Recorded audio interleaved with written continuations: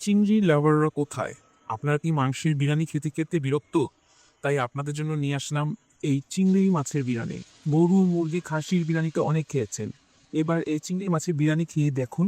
আমি গ্যারান্টি দিয়ে বলতে পারি, আমার দেওয়া রেসিপি ফলো করে এভাবে চিংড়ি মাছের বিরিয়ানি রান্না করে খেলে আপনারা মাংসের বিরিয়ানির কথা ভুলে যাবেন।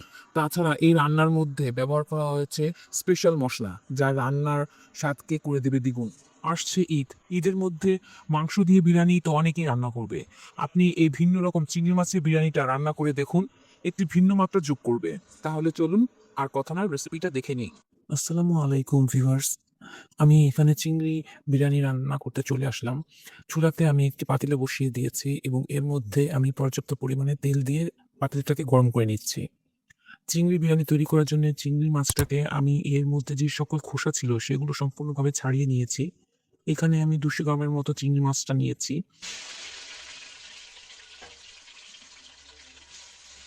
চিংড়ি মাছ এবং আলু ছোট করে কিউব করে কেটে নিয়েছিলাম। একসাথে এর মধ্যে বিরিয়ানির মসলা আধা চা চামচ এবং আদা রসুন বাটা আধা চা চামচ এবং লবণ আধা চা চামচ মিশিয়ে আধা ঘন্টা আগে মেরিনেট করে রেখেছিলাম। এখন এই আলু এবং চিংড়ি মাছটাকে আমি লাল করে ভেজে নেব, প্রায় 3 মিনিটের মতো হাই হিটে। আমি আলু এবং চিংড়ি মাছটাকে ভালোভাবে ভেজে নিয়েছি। এখন এই চিংড়ি মাছ এবং এই আলুগুলোকে আমি অন্য একটি বাটিতে তুলে সাইড করে রেখে দেব। আমি যে পাতিলাটার মধ্যে চিংড়ি মাছ এবং আলু ভেজেছি সেটার মধ্যে আমি আরো কিছুটা তেল নিয়ে এর মধ্যে পেঁয়াজ কুচি দিয়ে দেবো বিরিয়ানি তৈরি করার জন্য। এখানে আমি হাফ কাপের মতো পেঁয়াজ কুচি নিয়েছি, সাথে দিয়ে দিচ্ছি 2-3টে তেজপাতা, 2-3টে দারচিনি এবং 3টে এলাচ। এই পেঁয়াজগুলোকে এখন আমি লাল করে ভেজে নেব। এখানে মশলা দেওয়ার জায়গাটা স্কিপ হয়ে গেছে, তার জন্য আমি আন্তরিকভাবে দুঃখিত। এখানে আমি আদা রসুন বাটা, বিরিয়ানির মশলা, টক দই এবং টমেটো পেস্ট 2 টেবিল চামচ করে ব্যবহার করেছি। এখানে টক দই এবং আমার তৈরি করা স্পেশাল বিরিয়ানির মশলাটা আমি বাসায় তৈরি করেছি, হোমমেড ছিল। এর লিঙ্ক আমি ডিসক্রিপশন বক্সে দিয়ে দেবো। এখন এর মধ্যে আমি পানি দিয়ে দিলাম। আমি এখানে আধা কেজি চালের জন্য 1.25 কেজি পানি ব্যবহার করেছি। পানি দেওয়ার পর আমি এটা ঢেকে রেখেছিলাম। পানিটা যখন বলক এসেছে এর মধ্যে চালটা দিয়ে এখন ভালোভাবে নেড়ে এটাকে আবার বলক আসা আগ পর্যন্ত ঢেকে রেখে দেব। চালটার মধ্যে এখন বলক এসে গেছে। এখন আমি এতে যে চিংড়ি মাছ এবং আলু ভেজে রেখেছিলাম ওগুলো দিয়ে ভালোভাবে নেড়ে আবার কিছুক্ষণের জন্য রেখে দেব, হালকা একটু পানি টেনে আসা আগ পর্যন্ত।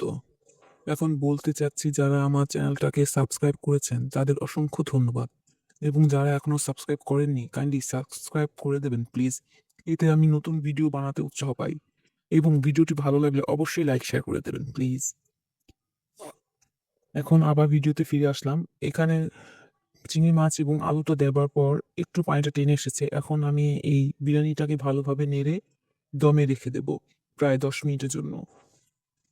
অবশ্যই এ সময় পাতিলার তলার ভেতরে কিছু মোটা তাওয়া দিয়ে তারপর একদম অল্প আঁচে দমে রেখে দিতে হবে ঢেকে।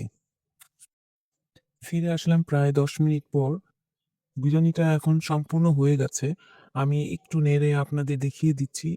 মাশাআল্লাহ, বিরিয়ানিটা একদম ঝরঝরে হয়েছে। কোনো শক্ত ভাব নেই, কোনো আপনার পানি কম বেশি হয়নি, নরম হয়নি। আমার চ্যানেলে পানি কতটুকু পরিমাণ চালের জন্য কতটুকু দিতে হবে এবং অনেক সময় দেখা যায় চালের পানি শুকিয়ে যায় কিন্তু চালটা শক্ত হয়ে যায়, তখন কি করতে হবে সেই সকল টিপস দেওয়া আছে। আমি ডিসক্রিপশন বক্সে এর লিংক দিয়ে দেব। এখানে বিরিয়ানিটা এখন সম্পূর্ণ হয়ে গেছে। এখন সার্ভিং ডিশে সার্ভ করার পালা। আমি এখানে একটি সার্ভিং ডিশে সার্ভ করে নিচ্ছি। বিরিয়ানিগুলো দেখুন কত ঝরঝর হয়েছে এবং একটার সাথে একটা লেগে যায়নি। চাল একদম পারফেক্ট বিরিয়ানি হয়েছে। চিংড়ি মাছগুলো একদম জুসি হয়েছে।